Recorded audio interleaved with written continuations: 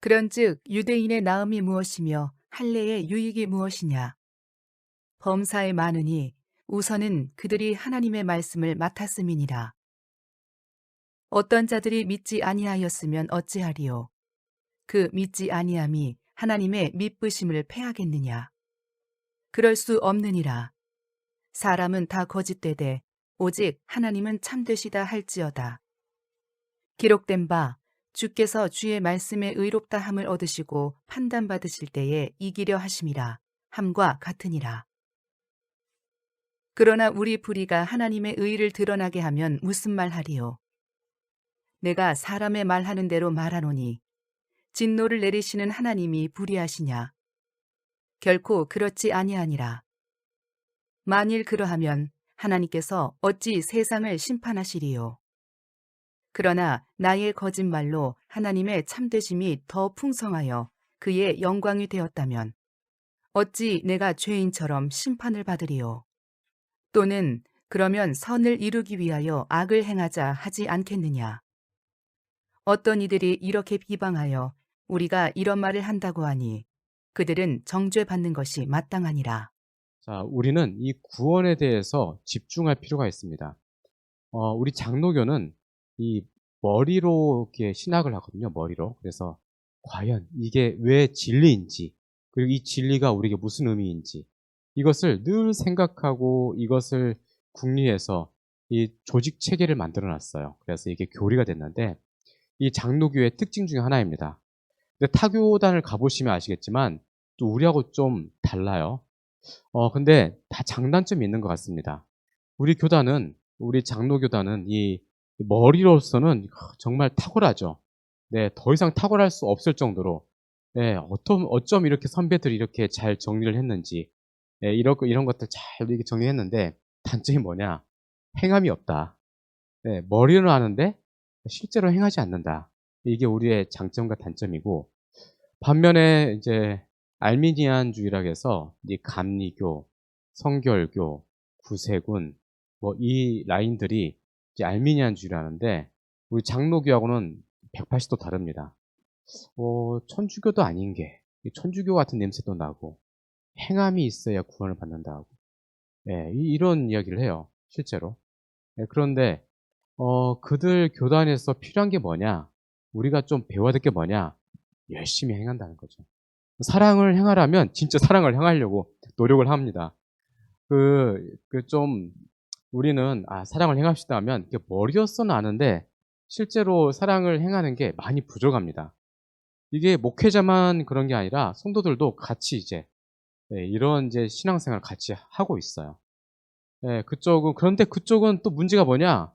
알지도 못한 것들 되게 뭐 아는 척을 해요. 예. 자기도 막 이게 진리라고 하는데 진리가 아니에요.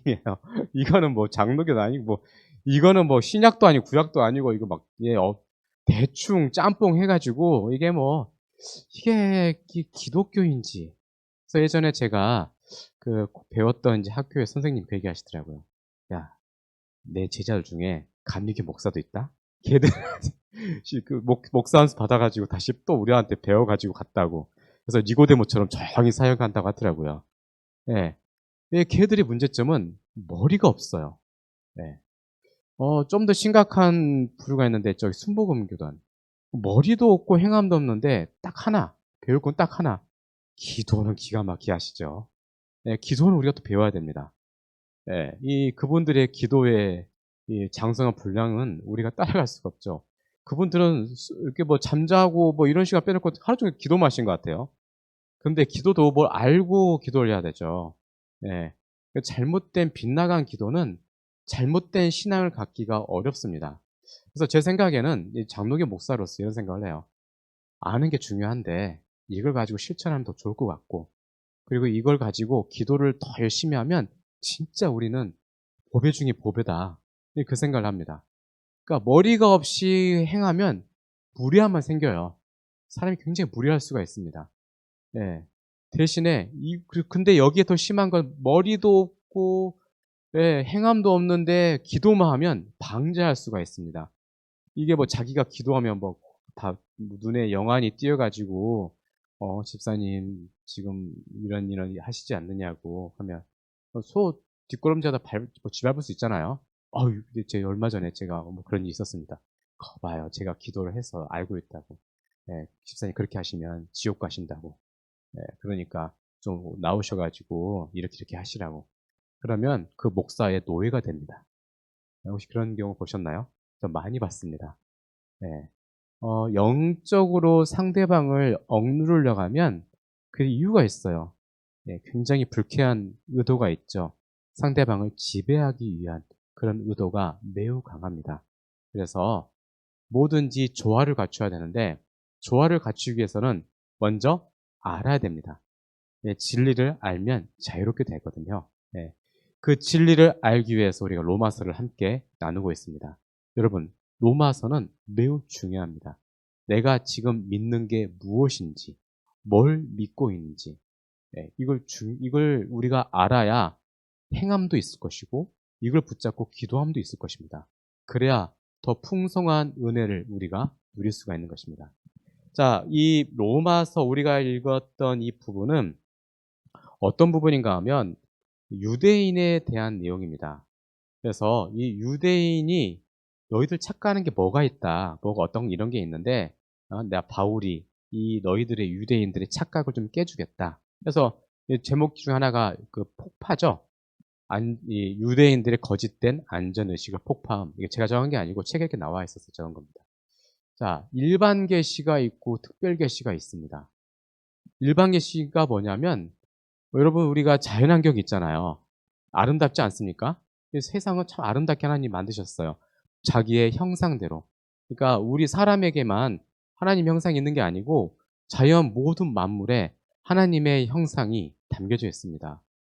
제가 예전에 이 뭐 이렇게 뉴스를 보다가 그 허블 망원경인가 그 나사에서 가지고 있는 망원경으로 우주의 한 부분을 사진을 딱 찍었는데 이거 보니까 누가 봐도 사람 눈처럼 되어 있어요. 그래서 하나님의 그 모두 아름다운 형상이 우주 곳곳에 배어 있구나라는 것을 느낄 수가 있었습니다. 어쨌든 성경에서는 이 하나님의 형상이 온 우주 만물 가운데 그렇게 담겨져 있다고 합니다. 자, 그래서 우리는 우리가 이 세상 가운데 살면서 하나님의 진노를 어떻게 피할 수 있을 것인가 라는 것에 대해서 함께 나누고자 하는데, 자, 우리 여러분 혹시 어렸을 때 이런 질문 해본 적 있으세요? 우리가 예수 믿는 거는 참 좋은 일이고 구원받는 건 좋은데 이순신 장군은 구원 받았을까? 안중근 의사는 그분은 예수 믿는 것 같으니까. 예. 또 예전에 그 뭐 어떤 이제 우리 조상들 중에 어떤 훌륭한 분 계시는데 세종대왕은 그렇게 정말 엄청난 일을 하셨는데 과연 구원을 받으셨을까? 자, 우리가 이 부분에 대해서 일단 몰라 이거 하나님의 영역이야라고 이렇게 답변할 수도 있지만 성경적으로 답변을 해보자면 이렇게 답변할 수 있죠. 사람 마음에는 양심이란 게 있어. 이 양심이 그 사람을 저울질하는 거야. 네. 자, 우리가 의심하지 못할 게 하나가 있는데 내 마음에 양심이란 게 있죠. 양심이란 게 있어요. 이 양심은 안 믿는 사람들도 있습니다. 그래서 혹시 이런 경우 있죠. 복음을 한 번도 들어보지 못한 사람이 있을 것인데 그 사람은 과연 어떤 식으로 그 사람들은 심판을 받을 것인가? 그 사람에 대한 징계의 근거는 무엇인가? 라고 하면 성경에서 로마서에서 말씀합니다. 그 사람의 양심이라고 합니다. 양심대로 살았느냐, 살지 못하였느냐가 그 사람의 심판의 근거가 됩니다. 네. 그래서 우리가 잘 아는 세종대왕님께서 양심대로 잘 사셨으면 하나님께서 그렇게 심판하셨을 것이고, 네, 또 이순신 장군도 양심대로 그렇게 살았더라면, 네, 하나님께서 그렇게 내 자신의 그 사람의 그 인물에 대한 심판을 적절하게 하셨을 것이라 믿습니다. 네, 그 이상은 우리가 알 수 없죠. 그런데 율법이 있기 전에 하나님의 말씀이 있기 전에 하나님의 심판의 근거는 양심이었다. 네, 그래서 양심은 그 누구도 부인할 수 없는 것인데 양심대로 산 사람은 거의 없다. 라고 성경에서는 말씀하고 있습니다. 여러분 양심이 다 있지 않으세요? 예수 믿기 전에도 여러분들은 뭐가 옳은 것이고 뭐가 나쁜 것인지 다 알고 있었습니다. 이건 부인할 수 없는 거잖아요. 그렇죠? 이거는 당연한 것입니다. 누구에게나 양심은 있습니다. 이걸 보고 일반 계시라고 하죠. 일반 계시. 믿는 사람이든지 안 믿는 사람이든지 누구에게나 양심은 주셨습니다. 그렇기 때문에 핑계댈 수가 없는 거예요. 네, 하나님 앞에서 하나님 저는 복음에 대해서 들어본 적이 없습니다. 하면 그래? 내가 너의 마음에 새겨놓은 양심은 어떡할 거냐? 너의 양심이 너에게 말하는 그 음성을 너는 무시하지 않았느냐? 라고 하나님께서는 그 뭐랄까 핑계대는 것에 대해서 말씀을 하실 것입니다. 그러면 어떻게 더 이상 말을 잇지를 못하는 거죠. 그렇네요. 저에게는 양심이란 게 있었습니다. 저는 지금까지 양심대로 살지 못하였습니다. 제가 이 지옥에 가는 것은 결국 내 양심에 거스르는 일들을 해오며 살았기 때문에 내가 복음을 듣지 않았다 할지라도 지옥에 가는 것은 마땅합니다. 하나님은 옳습니다. 하면서 영벌을 받는 거예요. 네. 이게 믿지 않는 사람들의 심판의 근거입니다. 자, 그러면 우리는 이 세상 모든 것에 있어서 이 양심이란 게 있다는 것을 알고 있는데 그러면 믿는 사람은 무엇으로 그 근거가 되느냐? 이제는 하나님의 말씀이죠. 예수님 믿으니까. 예, 우리가 하나님 믿으니까 하나님의 말씀에 근거를 해서 이제 우리는 더 이상 양심하고 상관이 없고 예수를 믿는 사람들은 하나님의 말씀에 비추어서 근거해서 어떤 것이 잘못인 것인가, 어떤 것이 옳은 것인가를 정확하게 시시비비를 가리실 겁니다. 그래서 우리는 안 믿는 사람하고 다르게 하나님의 그 진리에 맞추어서 심판을 받기도 할 것이고, 그리고 또 하나님의 그 멸류관을 받기도 할 것입니다. 자, 우리는 그래서 말씀에 순종해야 되죠. 말씀에 순종하지 않으면 안 됩니다. 정말 안 보이는 곳에서 우리가 어떠한 죄악된 모습을 저지른다면 하나님은 불꽃 같은 눈빛으로 다 보고 계시기 때문에 나중에 우리가 핑계대지 못하게 될 것입니다. 자, 그래서 우리는 늘 이러한 것에서 우리가 자유롭지 못하다는 것을 알고 하나님이 보시든지 안 보시든지 항상 이 하나님의 말씀에 근거하여서 살아가야 될 것입니다. 자, 이 안 믿는 사람들은 하나님의 심판을 지금도 받고 있어요. 이 심판이란 것은 두 종류의 심판이 있습니다. 어떤 심판과 어떤 심판이 있는가 하면 현재의 심판이 있고 미래의 심판이 또 있습니다. 자, 현재의 심판은 무엇이고 미래의 심판은 무엇인가? 혹시 여러분 유기란 말 들어보셨습니까? 네, 개를 내버리면 유기견이 되죠? 네, 내버려 두는 겁니다. 저 사람은 예수도 안 믿는데, 아유, 자녀들도 너무 잘 됐고, 아유, 집안도 뭐 빵빵하고, 돈도 잘 벌고, 애들도 예쁘고, 잘 크고, 손자들도 너무 잘 크고, 너무 좋겠다 하는데, 근데 예수는 안 믿는다. 그게 뭘까요? 예수는 안 믿는데 참 복 받으며 살고 있는 것. 네, 이건 그냥 유기입니다. 그냥 내버려 두는 겁니다. 이제 한 7, 8년 전부터 동성애가 한참 이제 심각해지기 시작했죠. 그래서 서울시청에서 퀴어 축제를 이렇게 하기 시작했는데 한 7, 8년 전부터 됐던 것 같아요. 퀴어가 영어로 별난, 유별난이라는 뜻인데 유별난 축제죠. 굳이 그거를 서울시청에서 해야 되는지 모르겠지만 사람들은 이제 크리스찬들 이런 얘기를 하죠. 하나님 저것들이 빨리 멈춰지게 해주시고 저것들이 이제 떠나가게 해주시고 뭐 이런 얘기 기도를 합니다. 근데 제가 봤을 때는 그냥 당연한 수수인 것 같아요. 왜냐하면 안 믿는 사람들은 점점점 그쪽으로 가게 되어 있어요. 말세의 지말이 되면 이제 더 이상 하나님과의 상관이 없는 인생을 사는 거죠. 성경적인 표현하자면 양심에 화인 맞은 그런 삶이 점점 되어가는 겁니다. 화인, 불도장을 맞은 거죠. 불도장으로 그 추노 아시죠? 착 찍으면은 여기 뭐 흉터가 생겨가지고 평생 가는 것처럼. 예. 그냥 그 화인 맞은 것처럼 더 이상 이렇게 뭐 손 쓸 수가 없을 정도로 그 사람들은 이제 이 양심하고는 상관없는 그 삶을 사는 것이죠. 그래서 양심에서 이제 그래도 적당하게 타락한 사람은 '이거 나쁜 거야. 잘못된 거야. 너 이렇게 남자가 남자를 사랑하면 이건 나쁜 짓이야. 여자가 여자를 사랑하면 이거 나쁜 짓이야.'라고 하지만 이제 그렇게 걔네들은 더 이상 거기에 대해서 연연하지가 않는 거예요. 예. 화이 맞았기 때문에. 그래서 걔들은 그냥 가는 거예요 그냥. 마지막 말세지만 재면 이제 사람들의 양심은 그렇게 화인 맞은 사람처럼 그렇게 변하게 되기 때문에 불경건, 불의, 우상 그리고 또 도덕적인 타락 이런 것들이 그들의 삶 가운데 이게 당연한 것이 된 것입니다. 그래서 그들은 이 세상의 아름다운 것들을 통하여서 우상을 만들게 됩니다. 여러분, 하늘에 펼쳐진 저 아름다운 별들과 해와 별 이런 것들 또 아름다운 산천 수목들 이런 것들은 하나님께서 그의 백성들에게 누리라고 준 하나님의 형상의 그러한 모습들인데 이것들을 신으로 만들면 잘못된 거죠. 그런데 걔네들은 그것을 합니다. 왜 걔네들은 굳이 그런 우상들을 만들까라고 생각하면 성경에 답이 있죠. 하나님을 알 만한 것들을 그 마음속에 주셨기 때문입니다. 사람은 이 양심과 함께 하나님을 찾고자 하는 그러한 열정을 하나님이 DNA 가운데 넣어 주셨어요.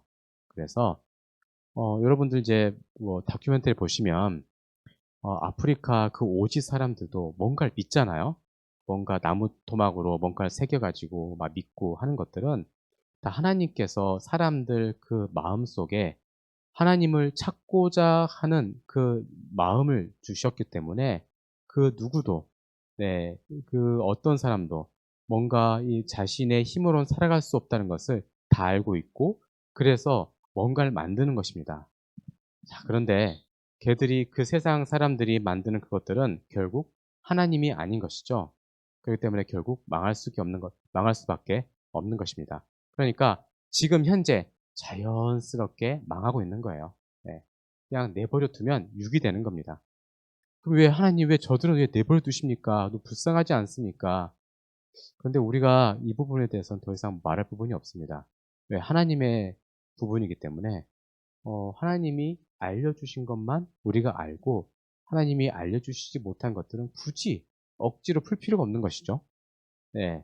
어쨌든 하나님께서는 택한 백성을 만드셨고 택한 백성들은 말씀을 듣게 하시고 그리고 택한 백성들은 교회에 나와서 예배를 통하여서 하나님과 교제하게 하시고 또 그 영원한 나라를 소망을 하게 하고 그리고 그 영원한 나라를 바라보면서 이 땅에서 신앙생활을 하게 하는데 믿지 않는 사람들은 그렇죠. 어쨌든 그 사람들은 참 불쌍한 인생들이죠.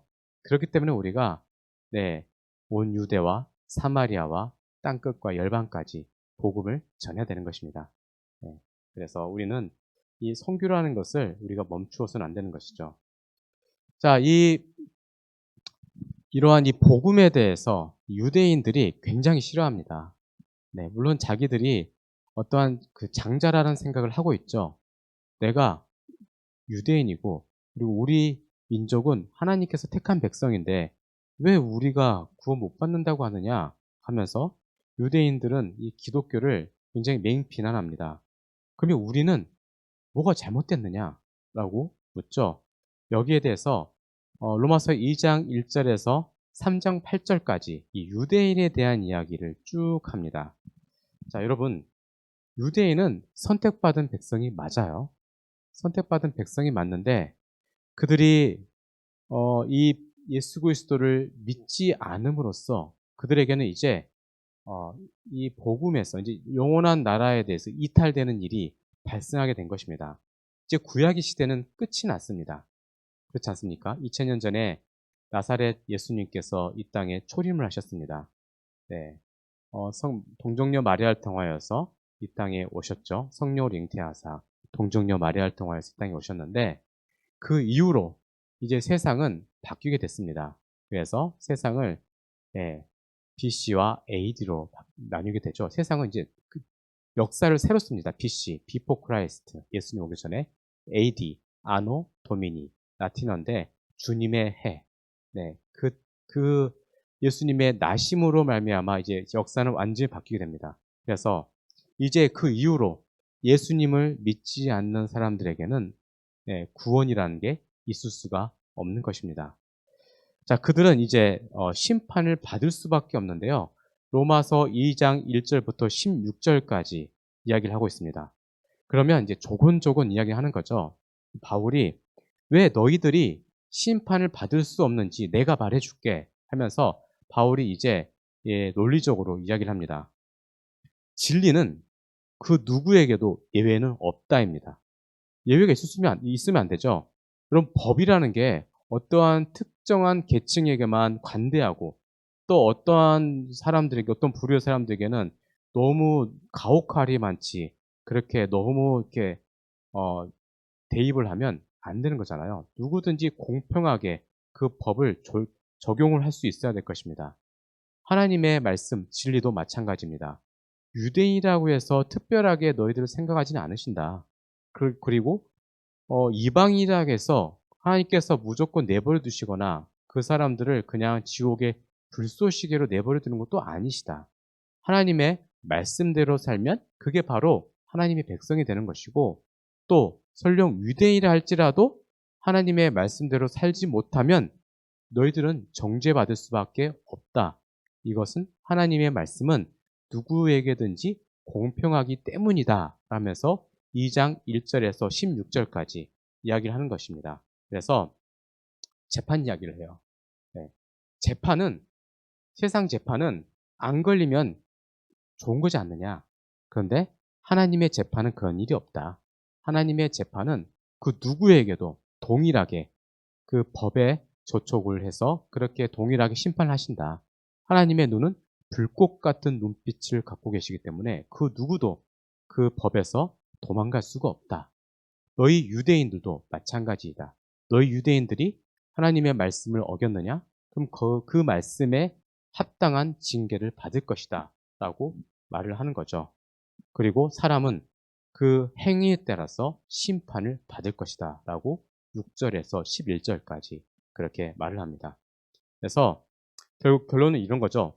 사람은 예외가 없는 것이다. 그리고 사람은 행한 대로 의인과 악인이 나뉘어지는 것이다. 맞죠? 의인은 선한 일을 했으니까 의인이고 악인은 나쁜 일을 했으니까 악인이죠.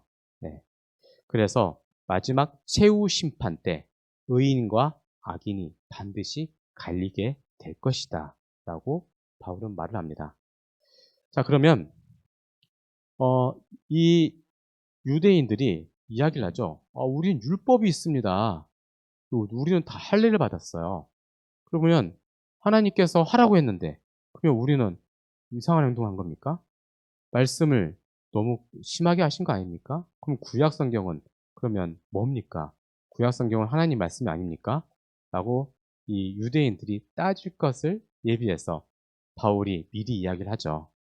그래, 너희들은 하나님의 율법을 받았고 너희들은 할례를 받았다. 그런데 율법을 가진 자들에게 더 하나님께서 엄격한 책임을 요구하는 것을 너희는 알지 못하느냐. 맞죠? 그리고 판사가 자기가 법을 만들어 놓고 법을 집행한 사람인데 자기가 이 법을 집행한 사람이 이거는 괜찮으니까 이렇게 얼렁뚱땅 자기는 세상 가운데 막 마음대로 살고 막 그러면 되겠습니까? 법을 집행한 사람들은 그 법에 더 가혹하게 자신을 이렇게 가두어야 되는 거 아니겠습니까? 이러한 일이 있어서는 안 된다는 거죠. 너희들 유대인들은 율법을 맡은 것이다. 하나님의 말씀을 받은 자인데 너희들이 더 엄격하게 그렇게 살았음에도 불구하고 너희들은 그렇게 살지 못하였다. 예수님 시대에 이 랍비는 두 종류의 랍비로 나뉘어졌다고 합니다. 어떤 랍비로 나눠졌는가 하면 자유주의 랍비와 그리고 보수주의 랍비로 나뉘어졌는데 이 자유주의 랍비는 율법을 자의적으로 해석했다고 합니다. 자, 예를 들어서 이제 이혼에 대한 이것들을 어떻게 해석을 하는가 하면 길 가는데 동네 여인네가 예뻐요. 예쁘네. 너 오늘 이혼. 진짜입니다. 그 당시 때 내용을 보면 오늘 아침에 밥을 했는데 빵이잖아요. 빵을 구웠는데 태웠어요. 어디서 감히 빵을 태워? 넌 이혼. 이게 자유주의 이 랍비들의 모습이었습니다. 마음대로 하는 거죠. 네, 하나님의 말씀을 마음대로 하는 것. 물론 보수주의 율법은 보수주의 랍비들은 좀 달랐다고 합니다. 네, 철저하게 그 말씀에 이렇게 자기들이 살려고 했는데 물론 그들에게도 네, 잘못된 모습들이 많이 있었죠. 어쨌든 하나님은 율법을 맡은 자들에 대해서 더 엄격하게 책임을 요구하십니다. 자, 그들이 이 책임을 맡은 자로서 온전하게 살지 못하였던 것도 잘못이고 또 그들이 받았던 이 할례에 대해서 잘못 이해한 것도 문제였습니다. 자, 할례. 이 바울은 이 할례에 대해서 이렇게 이야기를 하고 있는데요. 뭐라고 말하는가 하면 더 이상 몸의 할례는 의미가 없다. 이제 마음의 할례가 필요하다. 그러니까 이제 내 마음이 성령의 감동함으로 말미암아 부드러운 심성을 가져야 될 것이다라고 말을 하는 거죠. 그럼 예수님 믿는데 너무 난폭한 사람들이 있어요. 과연 저 사람이 예수 믿는 사람인가? 저는 이제 부교육자 생활하면서 너무 좀 이상한 사람을 또 만나가지고 우리 교단하는 사람 당연히 아니에요. 다른 교단하는 사람인데 너무 사람이 이상하다, 난폭하다 그런 경우를 예, 경험한 적이 있어요. 그거는 문제가 있는 거죠. 예수님 믿는 사람이고 또 사역자라면 부드러운 그 심령을 가져야 되는데 불구하고 저 사람 예수 안 믿는 것 같다 하면 좀 그거는 좀 생각해도 필요가 있어요. 그거는 이제 우리가 판단할 부분이 아니고 스스로 자기 스스로 판단할 부분이 좀 있습니다. 지금 우리가 이 마음의 할례를 받는다는 것 이것은 이제 내가 예수님을 말미암아 이제 중생 다시 태어남을 의미합니다. 이 세례에 대해서 하고 싶은데요. 세례가 사실 그런 것 중 하나죠. 우리가 원래 침례잖아요.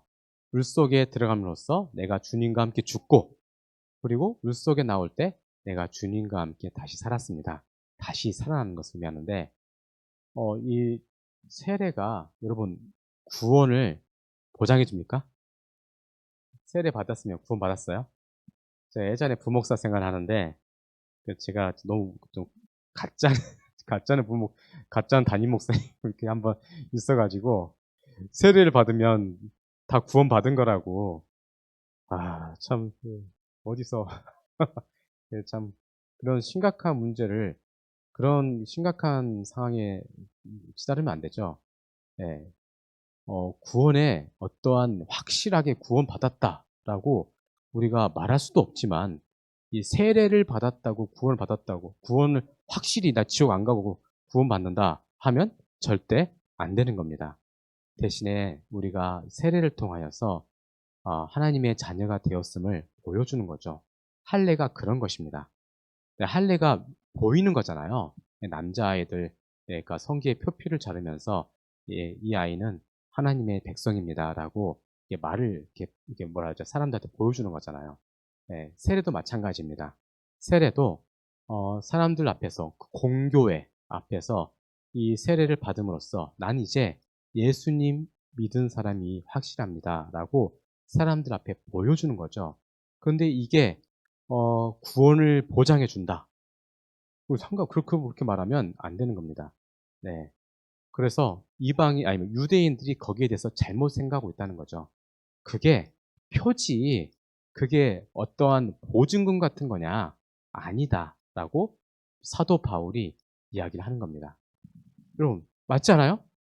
네, 보여주는 거죠. 사람들 앞에서 세례를 받았다고 구원에 이제 확실하게 구원 받았어요? 네, 이게 이제 구원을 이제 더 이상 나는 죄를 지어도 괜찮다라는 그런 표입니까? 아니죠. 네, 세례는 그런 거예요. 할례와 같은 것인데 공교회 앞에서 그 공동체 안에서 자신의 신앙을 사람들 앞에서 보이는 거죠. 그래서 칼빈 선생님은 구원의 표라고 말씀을 합니다. 자, 어쨌든 우리는 어떤 외적인 것이 우리의 신앙을 보장해 주지 않아요. 저는 이제 보면 믿음의 뭐 3대, 4대, 5대까지 본 것 같아요. 그러니까 선교사님으로부터 이제 복음을 받아들여서 이제 막 이제 그 다음 세대 전해주잖아요. 그래서 신학교 다니면 우리 애기 엄마는 믿음의 3대 집안이야. 그래서 기도가 장난 아니야. 네, 그런 얘기를 하더라고요. 그래서 그게 보장해주나? 물론 이제 그 어머니, 아버지, 할아버지한테 배운 게 있어서 좀 낫죠. 예를 들어서 이런 거잖아요. 이 나귀를 물가에 데리고 간다 해서 나귀가 물을 먹습니까? 소를 데리고 간다 수가 물을 먹어요? 주인 마음대로? 안 먹죠. 그런데 목마른 사슴이 시냇가에 옆에 있으면 좀 다르죠. 그런 개념이죠. 목마른 사슴이 시냇가에 있으면 물을 맛있게 마음껏 먹을 수 있잖아요. 그런데 무조건 목마르지도 않은 애를 갖다가 물가에 데리고 간다 해서 먹습니까? 안 먹죠. 네, 신앙의 4대 5대면 뭐합니까? 네, 잘못된 그런 신앙 가지고 있는 사람들을 좀 봤어요. 그래서 참 좀 뭔가 좀 부족하다 생각을 했었는데 우리는 그러면 안 되죠. 아무리 4대 5대 뭐 7대 10대를 이제 앞으로 본다 하더라도 그게 그 사람의 어떠한 신앙을 보장해 주지는 않습니다. 네. 또 이런 경우도 있죠. 나 신학 박사야. 나 신학대 교수야. 네. 우리 교단 당연히 없죠. 그런데 이제 뭐 다른 이제 교단 같은 경우는 신학교 교수는 예수를 안 믿어요. 국내 교수인데. 그래서 쫓겨난 경우도 있었어요. 실제로. 예. 그러면 안 되지 않겠습니까? 어떤 학위가 그 사람의 신앙을 보장해 주지는 않습니다. 예. 그런데 어쨌든 뭐 학위가 있으면 훨씬 낫죠. 하나님의 말씀을 연구하는 데 있어서는. 근데 그거 가지고 우리가 그래서 사람의 어떠한 이 믿음을 판가름할 수 없는 거죠. 유대인이 그런 겁니다. 우리 유대인은 언약 백성이야.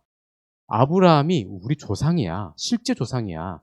이삭도 실제 조상이야. 야곱도 실제 조상이야. 우리 집안에 야곱과 관련된 전설이 있어. 뭐 그런 일이 있으면 뭐예요? 네, 자기가 이 구원과 전혀 상관없는 인생을 살고 있는데 그렇지 않습니까? 자, 그래서 이러한 이 외적인 것들에 대해서 유대인들이 굉장히 집착을 하는데 그건 아니다. 그럼에도 불구하고 인정할 건 인정하자라고 바울은 이야기합니다. 그래서 그래, 너네들 인정한다. 너네들은 그 육체적인 그러한 이 뭐랄까 집안의 그러한 것들을 우리가 그래 그것들은 내가 인정해 준다. 그런데 그거 가지고 너희들의 구원이 완성된다라고 말할 수는 없다라고 바울은 이야기를 합니다. 그래서 몇 가지의 예상 지문을 뽑아 가지고 바울이 질문을 해요. 그래서 너희들 이런 질문을 할 거지? 하면서 1번. 또 이런 질문을 할 거지? 2번. 3번. 이렇게 세 가지로 이렇게 나누는데 첫 번째 질문이 유대인들이 할 수 있는 질문이 이거죠. 그러면 우리 유대인들은 그러면 뭐 아무 유익이 없는 거네? 그러면 율법을 왜 주셨어? 그 구약은 아무 상관이 없는 거야? 라고 너희들이 질문할 것 같아서 내가 미리 적는다. 그래서 로마서에 이걸 기록합니다. 네. 그래서 제가 말씀드렸던 그 할례에 대해서 이야기를 해서 할례가 보여준다고 해서 그게 진짜 구원을 받느냐? 너희들이 삶이 전혀 받쳐주지가 않는데 그 의미 없는 거다. 물론 너희들이 가지고 있는 그 지식은 대단한 것이다. 하나님이 어떠한 분인지, 내가 어떠한 존재인지, 그리고 또 메시아를 기대하는 그것에 대해서 높이 평가한다. 그런데 너는 이런 것과 상관없는 사람들이다. 네, 이것을 바울이 이야기를 합니다. 두 번째로 예상된 질문이 두 번째 이겁니다. 그러면 구약의 모든 예언은 다 폐지되었네? 라고 질문할 수 있는 거죠. 구약에서 앞으로 메시아가 올 것이고 우리가 메시아 믿고 있는데 그러면 그 메시아에 대한 우리의 모든 말씀은 다 거짓말이네? 그러면 메시아 괜히 믿었네? 라고 질문할 수 있다는 거죠. 여기 대해서 바울이 말을 하죠. 그 메시아는 너희들이 믿는 메시아는 그 메시아는 실제 오셨다. 그런데 너희들은 그 메시아를 인정하지 않았다. 그뿐이지 메시아는 실제로 오셨고 그리고 너희들이 우려하는 바 하나님의 구원이 실패하였느냐라고 하면 하나님의 구원은 실패하지 않으셨다. 하나님의 구원은 너희들이 이루는 게 아니고 하나님 자신이 이루신다. 그러니까 너희들이 유대인이라고 벨보등 쳐봐야 큰 의미 없다. 라고 말을 합니다. 네. 이 두 번째 질문이고 또 세 번째 질문으로 그러면 어 바울 네가 이런 말을 한 것 같은데 죄가 많은 곳에 은혜가 더욱 넘친다. 그러면 일부러 죄를 지어야 되네? 라고 유대인들이 이렇게 질문할 수 있기 때문에 여기에 대해서 또 바울이 답변합니다. 그거는 하나님의 은혜가 크다는 것을 이야기하는 거지, 무조건 죄 짓는다고 다 하나님께서 용서해 주시는 건 아니다. 네, 죄가 더한 곳에 은혜가 더욱 넘쳤다는 것은 하나님께서 그 불쌍한 사람들 끝까지 용서해 주려는 그 마음이 있기 때문에 그 죄가 넘치는 곳에 은혜가 넘친다고 했을 뿐이지 무조건 죄를 다 용서해 주는 것은 절대 아니다. 라고 바울이 말을 합니다. 여러분, 맞습니까? 자, 사도 바울이 한 말이 바로 이런 내용입니다. 우리가 어떤 외적인 모습으로 이렇게 사람들 평가하는 거 매우 잘못된 겁니다. 사람들의 중심을 볼 줄 알아야 되죠. 하나님은 유대인들의 중심을 보고 계셨던 것이죠. 그들이 하나님의 말씀을 가졌긴 하지만 열심히 그것들을 지키려고 노력은 했긴 했지만 결국 그들은 실패했다는 것이죠. 너무 외적인 것에, 보이는 것에 집중을 한 나머지 그 본질을 잃어버렸다는 것이죠. 여러분, 우리가 이 눈에 보이는 것에 너무 연연할 필요 없습니다. 우리가 시골에 있는 작은 교회이고 또 사람 수가 뭐 대형 교회에 비했을 때 적다 할지라도 하나님의 은혜가 우리 가운데 있습니다. 믿으십니까? 하나님은 어떠한 사람의 수로, 사람의 외적인 것으로, 교회의 외적인 것으로 그 교회와 어떠한 사람을 평가하지 않으십니다. 내가 지금 어떠한 마음으로 신앙생활을 하고 있는지, 과연 내게 진리가 있는 것인지, 그리고 내가 구원을 위하여 몸부림치고 있는 것인지 하나님은 이것을 자세하게 들여다보고 계십니다. 여러분, 의인과 악인이 그의 행위로 나뉜다겠는데 그러면 우리가 착한 일을 해야 진정한 의인이 되고 그리고 또 하나님의 뜻에 따라서 내가 봤을 때 착한 일을 해야 의인입니까? 우선 의인의 개념은 예수를 믿어야 의인이 되는 거죠. 네. 그러면 진짜 의인입니까? 그 사람이? 아니요. 의롭다 믿어주는 거죠. 어, 자녀를 키워보니까 좀 알겠더라고요. 뭐 예를 들어서 아이들이 뭐 자기들이 이제 안 했다 그래요. 뭐 내가 딱 보면 한 건데 너 이거 네가 했지. 근데 절대 안 했다고요. 그래 아빠 믿어줄게. 예, 예. 뭐 그런 거 아니겠습니까? 우리가 하나님 보시기에 의로워봐야 얼마나 의롭겠습니까? 예. 입으로 한 것은 다 죄고 생각한 것도 다 죄악된 것밖에 없습니다. 말과 행동과 하는 그 모든 것들이 다 죄입니다. 숨 쉬는 것 자체가 죄입니다. 죄인이죠. 예, 의롭다 할 게 있습니까? 없죠. 그럼에도 불구하고 하나님은 의롭다 믿어주시는 겁니다. 네. 네, 칭의죠. 일컬을 칭자, 거룩할 의자. 예, 너 의롭다. 근데 그 의로움의 근거가 무엇입니까? 복음이죠. 예수님의 십자가, 그 고난의 그 공로로 우리가 의롭다함을 일컬음을 받았습니다. 너무너무 편하지 않습니까? 그렇지만 우리가 이건 알아야 됩니다. 우리가 그냥 율법 필요 없네? 뭐 그렇게 생각하면 돼야 안 돼요? 안 됩니다. 율법은 지금도 빛나게 그 말씀의 권위를 유지하고 있어요. 그러면 그 율법이 우리에게 무슨 의미가 됩니까? 이게 내가 허무 구원받은 것에 감사하기 때문에 어떠한 길로 가야 될지를 보여주는 겁니다. 네, 세 가지 용법이 있다 했죠? 거울 용법. 아침에 눈곱이 있는지, 이거 면도는 좀 어떻게 해야 되는지, 이거 보잖아요. 이걸 내 자신을 보는 겁니다. 진짜 나는 나쁜 놈 맞네. 그래서 율법을 통하여서 내 자신을 보는 겁니다. 그리고 돈사와 우사를 이렇게 세움으로써 울타리 밖을 못 벗어나잖아요. 밖으로 벗어나면 안 되죠. 네. 다른 신 섬기면 안 되고, 우상 만들면 안 되고, 하나님 이름 망령되게 일컬면 안 되고, 안식일을 거룩하게 지켜야 되고, 부모 공경해야 되고, 살인하면 안 되고, 네, 이런 것들 다 테두리를 만들어준 거예요. 그리고 내가 이 정말 깜깜한 인생 가운데 어떤 길로 걸어가야 되나 할 때 가로등과 같이 밝은 빛을 비춰줍니다. 그래, 그래도 일어나자. 그래도 하나님께서 함께 지켜주실 거야 라고 우리에게 보여주는 것이 바로 율법이라는 것이죠. 그러니까 율법을 잘 알고 활용을 해야 되는데 잘 모르고 활용하면 그게 오히려 우리의 족쇄가 되는 겁니다. 율법을 통하여서 구원받을 수 있습니까? 안 되죠. 율법을 지키려면 100%다 지켜야죠. 야고보서 말씀처럼 하나를 어기면 전체를 다 범한 것과 같다는데 예루살렘 성전이 이슬람 모스크가 됐는데 또 그거 자체가 불가능하잖아요. 번제를 드려야 되는데 예루살렘 성전에서 번제와 속죄제와 속건제 드려야 되는데 집에서 드려요? 드릴 수 없잖아요. 그러니까 율법으로는 구원받을 수 없다. 오직 예수 그리스도의 공로를 의지하여서 구원을 받는다. 이것을 알아야 되는 것이죠. 그래서 유대인들은 그것을 몰랐기 때문에 그들은 실패한 것입니다. 제가 로마서 강의 처음 이야기할 때 말씀드렸죠. 그러면 유대인들은 다 실패한 것이고 아예 끝난 것입니까? 아닙니다. 때가 되면 그들이 예수를 믿을 날이 언젠가 올 것입니다. 그들이 원래 참 감람나무잖아요. 우리는 돌 감람나무고 돌 감람나무인데 참 감람나무에 접을 붙여서 우리의 가지 가운데 아름다운 올리브 열매가 맺힌 것처럼 그렇게 된 그런 상황인데 본래 가지가 이제 본래 열매를 맺게 되는 날이 언젠가는 오게 될 것입니다. 그때가 언제냐? 이제 예수님 다시 오실 때가 그때쯤 될 것이다 라고 우리가 생각하면 됩니다.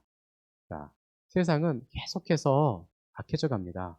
안 믿는 사람인데도 너무 잘 먹고 잘 살고 너무 배 아프고 그렇죠? 배 아플 필요 없습니다. 육이 된 거죠. 그냥 어차피 지옥 가면 영원히 고통스럽게 살 건데 그냥 여기서라도 좀 살아야지 않겠습니까? 너무 불쌍하잖아요. 지옥 갈 건데 막 귀신들이 와가지고 막 때리고 할 건데 평생. 그래도 여기서 좀 잘 먹고 잘 살아야지. 그래도 우리는 또 영혼은 안식이기 때문에 우리가 좀 고생스럽게 산다 하더라도 우리는 새하늘과 새 땅이 있지 않습니까? 그걸 바라보며 우리가 살아가는 것입니다. 여러분 힘들고 어려울 때마다 진리를 통하여서 새 힘을 얻으시고 주의 이름으로 축원드립니다. 기도하겠습니다. 전능하신 하나님, 우리를 자녀 삼아주시고 백성 삼아주셔서 감사드립니다. 우리가 주님께서 주신 그 복음을 가지고 있사오니 이 복음의 은혜를 소멸치 않게 해주시고 늘 말씀과 성령 안에서 승리하게 하여 주옵소서. 세상에 잘못된 사상과 가르침들이 있습니다. 하나님 여기 흔들리지 않게 해주시옵시고 바른 진리로 세상을 이겨내게 하여 주시옵소서. 때로는 의도치 않는 고난과 괴로움이 있습니다. 그러나 그때마다 성령 하나님께서 우리를 지켜주시고 말씀의 능력을 경험하게 해 주시옵소서. 십자가의 권세와 부활의 능력을 우리가 소유하게 해주시고 우리 열린교회가 복음으로 일어서게 하여 주옵소서. 감사드리며 예수님 이름으로 기도드렸습니다. 아멘.